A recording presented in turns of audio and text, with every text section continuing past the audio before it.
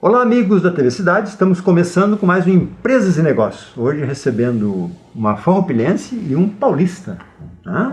O Thiago e a Carol. Quem conhece os Duzo, conhece a Carol. Quem não conhece os Duzo, não vai conhecer a Carol também, né? E o Thiago foi importado recentemente de São Paulo para a Farroupilha e hoje temos dois empresários aqui cuidando da Tensei. E daí, dona Carol, o que é a Tensei para nós começar? A câmera 3 só para ti ali, para começar. Se quiser tirar a máscara, fique à vontade. Obrigado. A Tensei é uma indústria, ela é um frigorífico vegano, né? Ela faz produtos totalmente, é totalmente limpa de alergênicos, né? De produtos contaminantes. O que é alergênicos? São coisas que agridem, né, a saúde das pessoas, cada um tem uma alergia, tá? Várias pessoas têm alergia. Tipo a lactose, é mais conhecida. Tem castanha, soja. Todos esses produtos podem causar alergias a determinadas crustáceo. pessoas. E a Anvisa tem uma lista de 15 alergênicos principais, né? Que é o que toda indústria de alimento, toda empresa de alimento é obrigada a colocar no rótulo se contém traços desses alergênicos. Que parte desses alergênicos, dependendo do organismo da pessoa, pode desencadear reações mais ou menos fortes. Então tem pessoas que podem vir a óbito consumindo um produto desse. E nos de vocês não tem nenhum dos 15? Não tem. A nossa empresa ela é limpa, né? Existe um certificado para isso ou não? Não? Não tem, né? Não, existe uma certificação de nível internacional, principalmente para o glúten, né? Todo o resto é baseado na lista de ingredientes que você usa. Então, dependendo do ingrediente que você usa, dependendo da matéria-prima que você usa, você tem que garantir que a matéria-prima não tenha traços de contaminação inclusive no processamento. Por exemplo, a aveia em si, ela não é um alergênico, ela não contém glúten. Só que ela contém glúten porque ela é processada no mesmo equipamento que colhe a farinha de trigo. Então você tem uma contaminação cruzada e quase toda aveia de mercado contém glúten indiretamente. Né? Então a gente toma esse cuidado com as matérias-primas que a gente compra. Então, toda matéria-prima que a gente compra, para desenvolver um fornecedor na Tensei, a gente olha como é tratada essa matéria-prima, se a matéria-prima é importada, a certificação na origem de que o produto não contém nenhum tipo de alergênico, os laudos laboratoriais, e aí a hora que entra na fábrica a gente tem toda uma série de processos ali para que não ocorra nenhum tipo de contaminação cruzada ou nenhum tipo de processo ali que possa denegrir. Eu quero voltar um pouquinho porque eu já entrei na Tensei direto, né? Mas eu quero saber o seguinte, os dois são formados, nada a ver com alimento. Na verdade tem a ver, né? Tem a ver. Porque a veterinária, sim, a gente aprende toda a área de lidar com a carne, né? Justamente o contrário do que a gente faz. Você faz produto de origem animal, né? Na veterinária. A gente aprende a lidar com isso. E aí ficaram quanto tempo lidando na veterinária lá? Eu concluí o curso e ainda fiquei 4 anos clinicando. Até achar que não dava mais, que não era o que eu queria. Ficou 4 anos? 4 anos clinicando. Mas juntos lá também não? Na verdade a gente fez a USP, né, lá em São Paulo, e aí a gente namora desde o começo da faculdade, e aí quando ela foi mais veterinária de fato, eu queria largar a faculdade no meio do caminho, queria fazer economia, falei, já cansei, não quero mais. E aí, de papai, né? Eu não quero mais, vou fazer economia. E aí, como já tinha passado da metade do curso, a Carol e a minha mãe me convenceram do contrário. Vamos terminar. Não, calma, depois você faz outra coisa. Mas aí eu nunca fui muito, eu gostava bastante da veterinária, mas nunca fui muito para trabalhar em veterinária, clínica, cirurgia, nunca foi muito a minha praia. Então eu acabei enveredando pro lado comercial ali mesmo dentro da veterinária. Fazia um pet shop? O que era? Não, eu acabei, quando eu saí da faculdade, a gente tem o último período da faculdade é estágio curricular, né? E aí você vai trabalhar de fato. E a Carol, se não me engano, foi para cirurgia, clínica. Eu fiz clínica e cirurgia no estágio curricular em alguns lugares, né? E aí eu já fui para a área comercial numa empresa no interior de São Paulo que basicamente ela fazia gestão comercial. Então ela abria o canal veterinário para indústrias humanas. Então, o veterinário usa muito insumo de indústria humana, tipo soro, catéter, seringa. Não existe uma empresa veterinária que fabrique isso. Então, o veterinário usa isso para o humano. E era muito difícil para o veterinário ter acesso a esse tipo de produto. Você tinha que ir através de distribuidor humano, e aí o cara não te dá atenção, o volume é muito pequeno. Então a gente explorava exatamente esse canal. E aí eu trabalhava direto com o dono da indústria, que foi o que me atraiu para ir para lá. Eu tinha a opção de ir para a Sadia, como trainee da Sadia, ou ir para essa empresa de gestão comercial. É como eu sempre gostei mais da área comercial, eu falei, vamos lá que agora é hora de aprender o comercial de fato. E aí fiquei, a gente morou, via a Carol de final de semana só nessa época, né? A Carol clinicou por um tempo, eu morei em Vinhedo um tempo, fiquei nessa empresa 3 anos e pouco. Depois eu acabei voltando para São Paulo e a gente passou a morar junto, né? Aprendeu tudo em Vinhedo sobre o comércio. Sobre comercial, gestão de distribuidor, abrir fornecedor, abrir distribuidor, treinar boa equipe escola. de venda. Foi uma escola. Uma boa escola. Foi uma escola. E daí, por que resolveram vir para Farroupilha, Carol? Eu sempre quis voltar.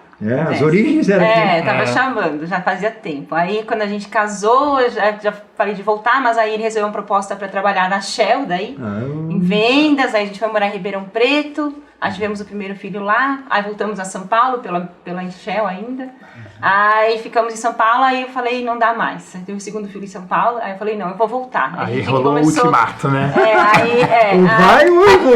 Aí a gente já queria abrir um negócio próprio, aí a gente começou a ir atrás de... A nossa ideia era abrir uma lavanderia, né? Alugar toalhas para salão, a princípio de pet shop. A ideia era vir para o sul e aí a gente queria empreender. A gente sabia que a gente queria empreender. Aí a gente começou a pesquisar o que a gente podia fazer. E aí, em uma das ocasiões, a mãe da Carol, voltando de São Paulo, cruzou com o Ademar Galaface, que ele é o vendedor da Delave aqui, né? Sim.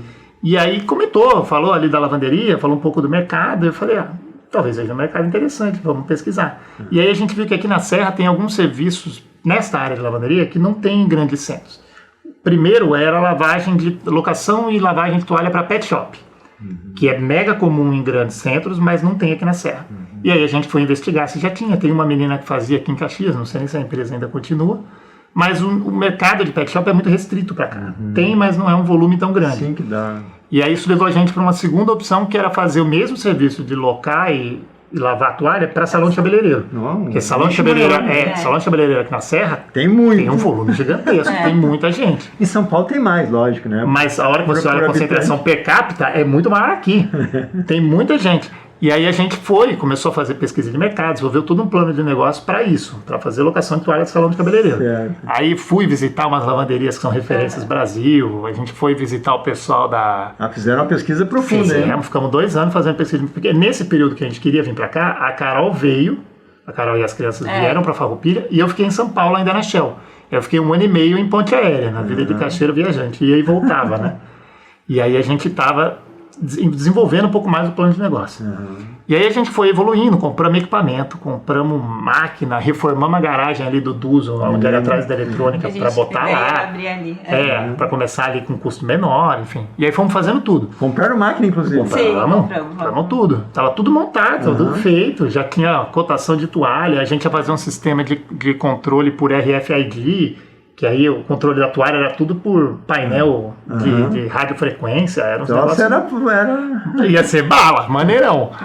E aí a Carol nunca ficou muito contente em lavar roupa. Não era o que eu chamo. Não era o que ela queria. E aí a hora que a gente abriu o CNPJ para instalar o trifásico no pavilhão... Deu problema Não liberaram. Não, porque tinha que botar um poste. Tinha que botar um poste maior, tinha uma transformador. Tinha umas coisas ali que tinha que fazer. Burocracia, né? Exato. E aí bem nessa época, a Bernadette tinha falecido. A Bernadette Romazini era quem fundou a Tensei. Quem começou a Tensei em 2014. Começou em Farroupilha, começou em Caxias. Em Forqueta. Que é o nosso grande bairro de Farroupilha. Isso, parte da grande Farroupilha. Né? E aí depois ela veio para cá, veio para o refeitório de onde era a fábrica de calçados Henry, né? Que é um grande pavilhão. Isso, é um pavilhão grande. E aí o Luciano Paese comprou a estrutura toda ali e estava vazio essa parte. E aí, se eu não me engano, o Luciano Paese é muito amigo do marido da Ana. E aí eles conseguiram um aluguel ali a partir dali. E era mais fácil de adequar para vigilância sanitária, enfim, era mais prático. Ali, né? Era mais prático. E aí, bem na época, ela faleceu. Acho que foi março de 2017, fevereiro ou março de 2017. E a Ana Maria, que é a tia da Carol, era muito amiga da Bernadette, era amiga de infância e tudo mais. E aí ela sabia que a gente estava empreendendo, sabia que a gente queria empreender.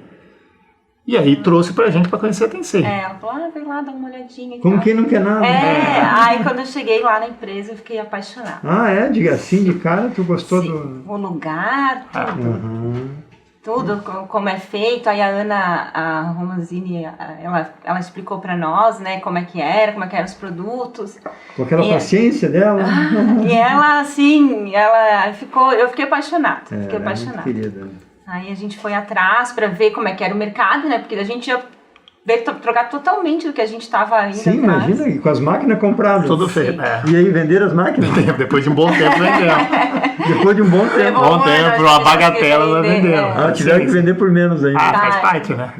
Mas deu aprendizado, né? Não, mas faz parte do E daí, negócio. aí adquiriram a Tensei. A Tensei, isso. E isso tem quanto tempo?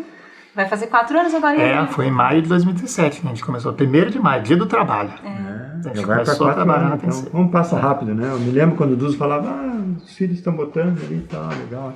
E aí, quantos funcionários já tem a Tensei? Olha, agora a gente contratou o nosso 5º funcionário.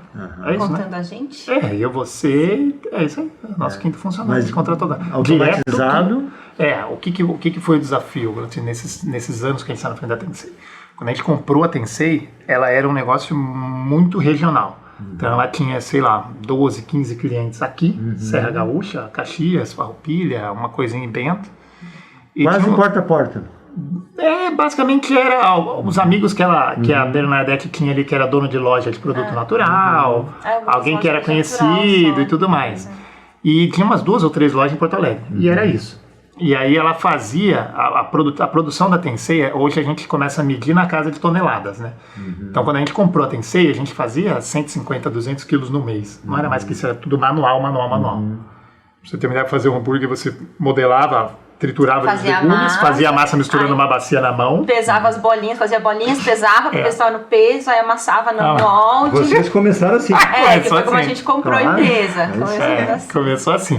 Hoje está totalmente automatizado. A gente importou uma máquina da China para modelar, aí ela faz 2.800 hambúrgueres por hora. Aí nossa, mano.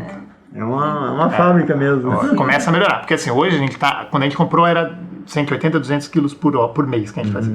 Hoje a gente está na casa de 2,5 toneladas, 2 toneladas e 800 por mês. É uma grande empresa.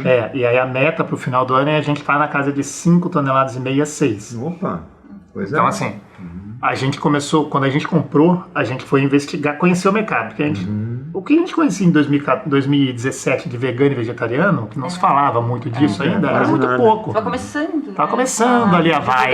Já existia há muito tempo. Se você pegar empresas nesse setor, tem empresas centenárias. O Superbom tem 100 e tantos anos. Claro. Mas não tinha tanta divulgação, né? Não, as pessoas não se muito mais nichado. Era muito mais nichado do que hoje. A própria intolerância à lactose... Começou agora. Agora, né? Não que as pessoas não tivessem antes, mas agora que está se falando mais. Eu sempre tive... O meu primeiro iogurte que eu comi na vida, tinha acho que 10, 12 anos, já me fez mal. Né? E aí começou, né? Mas a mesma coisa para o glúten. Assim, a avó da Carol foi diagnosticada com celíaca, com alguma alergia a glúten, agora com 80 anos. Tu vê, né? E o glúten é muito pior do que pode causar uma reação alérgica mais forte. Né? E os outros todos que a gente às vezes não dá bola, mas para uma pessoa é fatal, né? A gente falou no início, né? Mas daí, continuando na Tensei, então, hoje ela é uma empresa...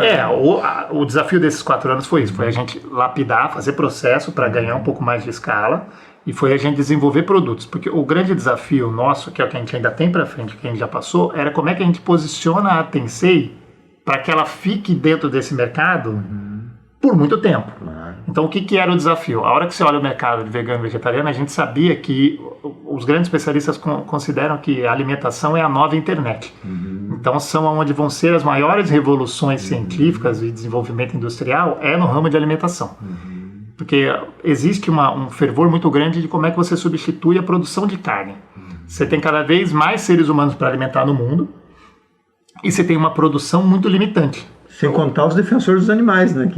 Sem você olhar o lado ético ou o lado sentimental da coisa, mas você olhar o lado matemático, assim, hoje a gente gasta muita comida para fazer menos comida. Claro. Que é o raciocínio que a gente vinha evoluindo como sociedade, como ser humano, né? A gente passou de um ponto em que a gente não consegue mais produzir alimento para todo mundo. Então a gente precisa mudar a matriz de como é feito o alimento. E isso passa por você reformular como você produz carne, como você produz leite, você reformular hábitos alimentares. E o veganismo entra exatamente nisso, de como é que você reformula isso. Alimentar mais com menos. Exato. Como é que você produz mais comida para mais pessoas com menos insumos, poluindo menos, gerando menos CO2, consumindo menos água, que é um recurso importantíssimo. Então a gente entrou exatamente nessa linha, e é exatamente nesse momento que é onde a coisa começa a ficar mais efervescente. Na hora certa, no momento certo. E só que aí a gente falou assim, pô, beleza, então como é uma tendência muito grande, a gente nunca vai ser tão grande quanto uma Sadia ou uma Seara, talvez um dia, mas vai demorar um tempo. Então a gente precisa posicionar a Tencei em algum modelo onde esses grandes players dificilmente vão entrar. Pegar um nicho mesmo. Então o que a gente começou a fazer? A gente começou a explorar vários pequenos nichos e juntar isso numa plataforma só, num produto só. E aí que a gente começou a pegar celíaco, que já pegaram, fazer alimentação vegana sem soja, que hoje tudo que você olha do mercado, 99% é soja. A maioria, né? E aí você tem alguns problemas, porque quase toda a soja é transgênica, e aí você não tem estudos de longo prazo sobre efeito de transgênico no organismo. A soja é um dos alergênicos da lista da Anvisa, então quem é alérgico à soja não pode comer soja, você tem que comer outra coisa. E aí não pode comer um monte de coisa. Não pode comer um monte de coisa. E aí você tem um problema também que assim, todo nutricionista que você vai conversar, ele sugere que você tenha uma dieta diversificada e balanceada. Exato. Se você vira vegetariano e você só tem soja para comer, você matou essa premissa, você não consegue fazer. Não tem como, né? E aí toda a indústria usa soja, porque é a matéria-prima mais abundante, é a maior produção de grãos do Brasil, é mais fácil para você ter acesso. Então a gente fala, puxa, beleza, então aqui talvez seja um nicho para a gente explorar. Então vamos fazer um vegano sem soja, alternativo à soja. E aí, já que a gente estava nisso, a gente falou, putz, então vamos pegar sem transgênico, vamos fazer orgânico, vamos fazer minimamente processado e vamos olhar todo o lado sustentável para a Tencei virar uma espécie de laboratório para sustentabilidade. Desafio, hein? Pensaram bem. Então, tudo que é de sustentável, a gente faz na Tencei. A gente aplica lá. Bacana. Aí dá uns exemplos aí que a Carol que toca a produção. Ela quem sabe põe quando a mágica monomassa, acontece. não põe mais agora. Não, ainda. Ainda tem monomassa? Ainda vai. Para deixar 100% uma empresa automatizada não é fácil, né? E é caro, né? É muito caro. Sempre precisa, né, de funcionários. A gente ainda tem poucos, mas ainda eu ainda entro na produção. Menos, mas ainda entro. E dentro da produção a gente tem hábitos sustentáveis, né? Então a gente procura, que nem na cozinha, a gente não usa mais esponjinha aquela normal que é feita de plástico, né? A gente usa a bustinha vegetal, que é de planta mesmo. A gente usa todos os produtos que a gente usa, são produtos que agridem menos a natureza. O cloro mesmo a gente está substituindo, né? A gente está usando o mínimo possível, a gente está trocando pelo ozônio agora. A gente comprou uma máquina que gera ozônio. Que gera ozônio. Importaram porque o cloro não tem no Brasil, mas é pouco difundido também. São tecnologias que existem há algum tempo, mas se usa pouco em larga escala em grandes indústrias. A gente está usando energia solar também. A gente instalou na empresa faz um ano, né? Um pouco ano mais. que a gente instalou. Vocês querem ser 100% sustentável. A gente não usa, toda a nossa embalagem é zero plástico, a gente já não usa nada de plástico. A gente usa celofane vegetal, tudo bom. Também para conseguir esses materiais é uma mão, né? É uma mão. E aí, por exemplo, o celofane, você tem um fornecedor no Brasil que traz do Japão. E rebobina aqui, né? Então a gente tem uma máquina que embala lá, que é uma Flowpack, e aí a gente compra os rolos deles lá do celofane. Só que assim, você tem um fornecedor. Aí você fica meio refém. É um lado ruim. Aí a gente está tentando desenvolver um segundo fornecedor, que é o pessoal da Camargo, que também é de São Paulo, lá de Tietê. E aí eles estão desenvolvendo essa embalagem com o mesmo fornecedor do Japão. Que é onde... É uma boa concorrência. Mas é assim, é onde isso é mais preconizado. Então, o Japão é um exemplo pro mundo, né? O Japão e os países nórdicos. A gente começou agora uma conversa para exportar, para produzir marca própria para alguns mercados lá na Noruega, Finlândia e Dinamarca. Estão pensando em exportação. Já mandamos uma remessa teste para a Finlândia, né? Mas e toda essa burocracia da exportação do porto... Mas aí a gente faz marca própria, aí o problema não é nosso. A gente só produz e deixa no porto. O resto do desembaraço é o comprador que faz. Já tem essa facilidade que antes também não tinha, né? Não, mas aí depende um pouco da plataforma. A gente fez um curso com o pessoal da PIX aqui, que é bem bacana e é gratuito, para você aprender um pouco do que é o mercado de Comex, né? Então você aprende os termos, você aprende como é que funciona um pouco ali do mercado e tudo mais. E a hora que a gente entrou nessa conversa, a gente já tinha um pouco mais de informação. Sim, já estava embasado. E aí a ideia, o que chamou muita atenção dos finlandeses lá é exatamente isso, porque tudo que a gente faz é sem alergênico, é 100%, a embalagem é 100% biodegradável. A nossa embalagem, ela degrada no ambiente até 1 ano. 100% da embalagem. Inclusive a caixinha. Inclusive a caixa de papelão, que a gente não usa fita a plástica, né? A gente usa uma fita aquela craft. fita craft. Isso. Uhum. Mas assim, ó, isso, o exportar é bom porque agrega dólar e tal, né? O custo, o valor final agregado vai ser maior, né? Mas a burocracia não é tão grande dentro dessa plataforma. Não, já foi. E aí, ainda pra gente, como esse mercado de vegano e vegetariano ainda é muito novo, tem um lado bom e tem um lado ruim. Um dos lados, talvez, bons, é que você não tem uma regulamentação muito clara ou muito fixa para isso. Isso é o lado ruim. Mais ou menos, porque a hora que você olha para exportar, você acaba pegando algumas lacunas da legislação que é menos burocrático para você fazer o negócio correr. Boa. Então, por exemplo, no nosso caso, a gente exporta basicamente como fruta, é FLV, que é um produto minimamente processado, enquadra bem ali. E aí o processo de exportação disso é muito mais simples. Já está mais do que comprovado. Você não precisa dar entrada na vigilância sanitária de lá, você não precisa alvará da Anvisa, esse tipo de coisa, sabe? Por exemplo, você vai vender carne, você precisa de muita coisa. Aí é muita coisa, é muita coisa mesmo. Só para peixe grande. Exato. Então, no nosso caso, isso facilita um pouco, mesmo para processos internos aqui. O nosso produto não tem ST, porque não classifica. Já mandaram para eles.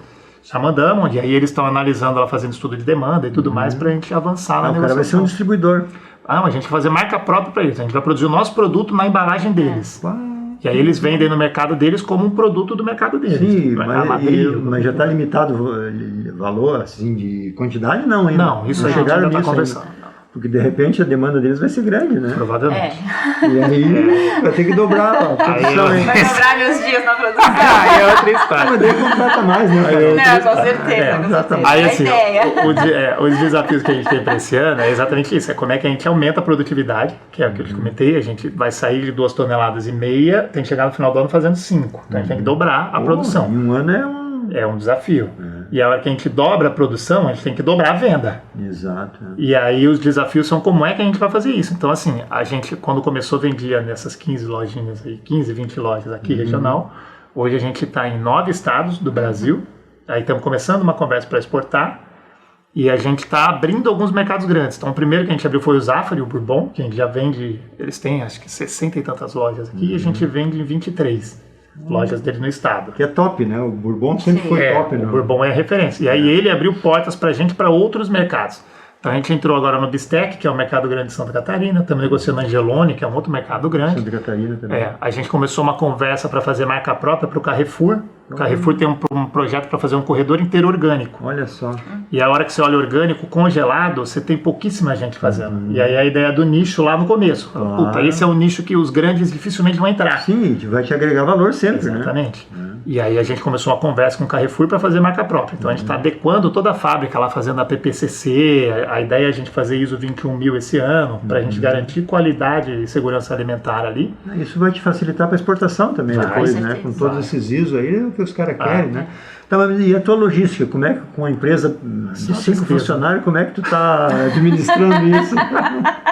A gente vai se virando, vai acontecendo. A gente vai tentando melhorar cada dia um pouquinho mais. No começo era tu que entregava, lógico. Nossa, hoje ainda é uma parte. Volta lá, quando é aqui pertinho, Caxias, Bento, uso para levar, ele vira o nosso chofer. Em seguida ele me fala, hoje eu estou ajudando lá. Vira o nosso chofer e vai. Mas agora está melhorando um pouco. A gente botou um armazém avançado em São Paulo, então a gente pegou um armazém terceiro congelado lá em São Paulo. Porque o problema do Brasil, logística é o maior problema brasileiro. Ainda mais congelado. Ainda com congelado e fracionado. É avião? Não, caminhão congelado. Caminhão. Então a gente fez, graças a Deus, a gente tem um parceiro bom aqui na cidade, que é a Bela V, que eles transportam congelado. Eles têm frutas há muitos anos, boa, né? Eles têm uma estrutura muito boa e eles são muito parceiros. Inclusive tem uma mulher motorista, né? Ela é famosa no... ela é famosa. E aí eles são mega parceiros. Então assim, a gente abriu um armazém em São Paulo e aí a gente escoa daqui para lá com eles, né? Então a gente começou a mandar um volume grande, então a gente começa a subir 1,5 toneladas, 2 toneladas com eles. Fica bem barato para subir, eles fazem um preço muito bom. E aí a gente armazena lá. Porque assim, tudo que a gente manda de São Paulo para cima, ele precisava parar em São Paulo, trocar de transportadora e seguir o trecho final. Então, por exemplo, a gente manda para o Amazonas, tem cliente lá. Lá sobe de avião. Só que ele tinha que ir até São Paulo, de São Paulo trocar de transportadora, a transportadora botava no avião. É uma novela. E aí você ficava naquela perseguição de nota para ver se entregou, se não entregou, como é que tá, se descongelou, se não descongelou. Era uma novela. Ele chegou a perder mesmo mercadoria, com certeza, um monte. E aí esse centro logístico de São Paulo melhorou bastante. Imagina, né? Então tudo. É algo que vai começar a gerar um pouco mais de frutos Brasil agora. Inteiro, Que legal. E aí a gente começa a tentar formar pequenos distribuidores espalhados pelo Brasil. E esses seus clientes vocês conseguiram através da internet, com a marca, com o produto?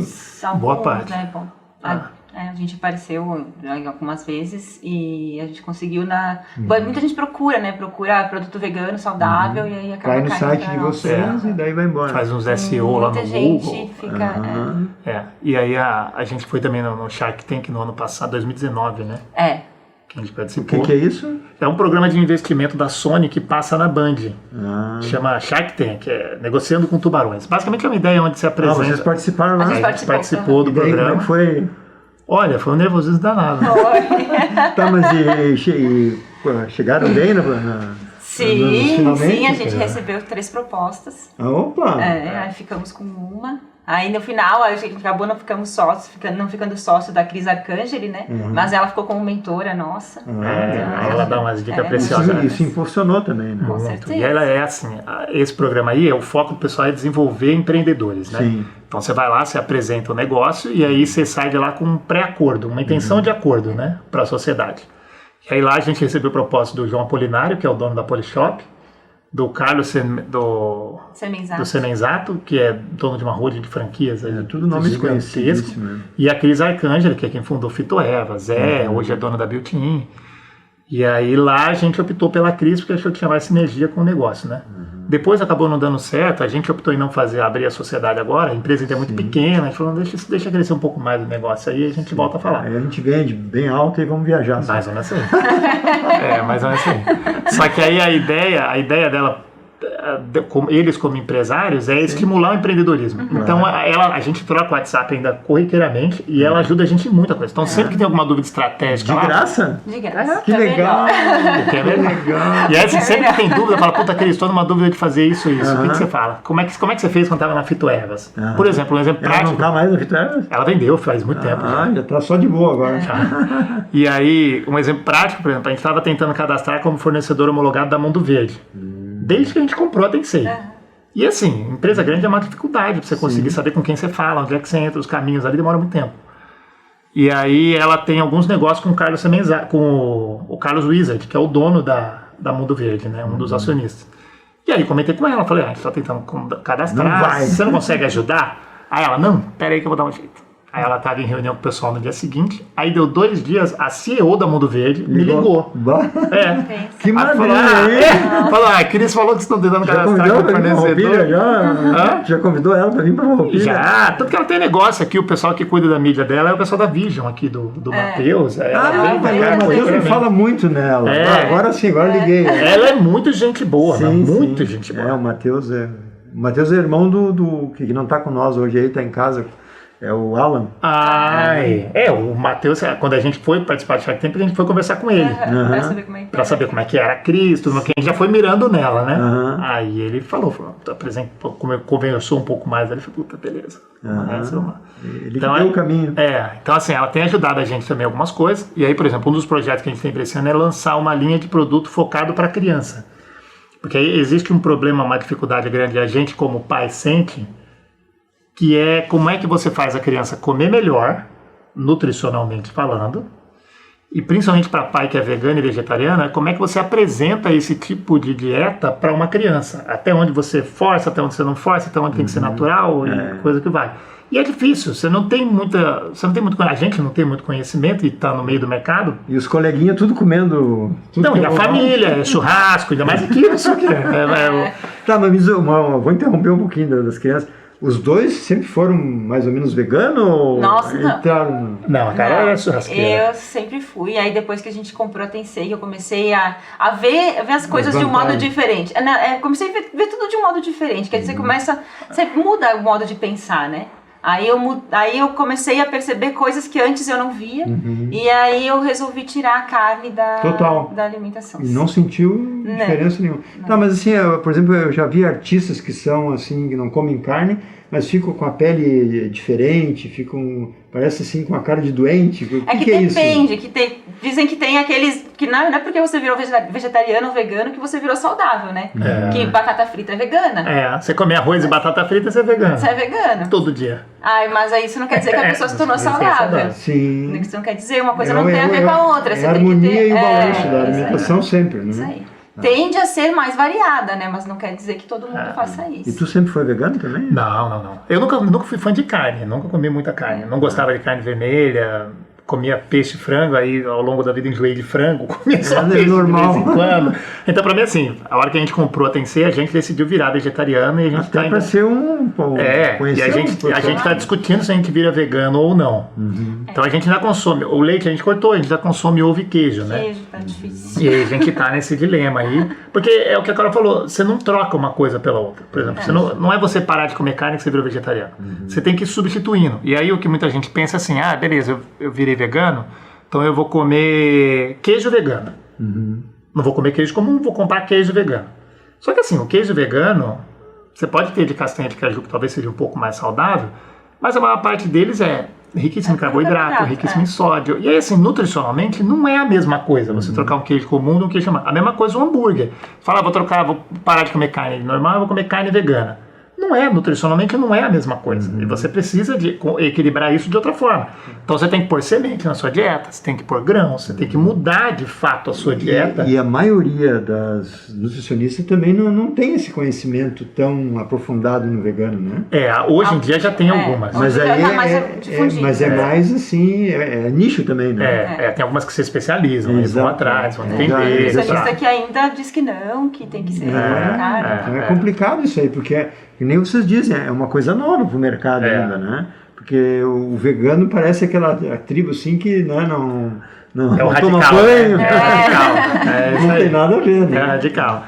Tá. E aí, só concluindo da linha infantil, aí a ideia é a gente fazer um produto que facilite um pouco apresentar esta dieta.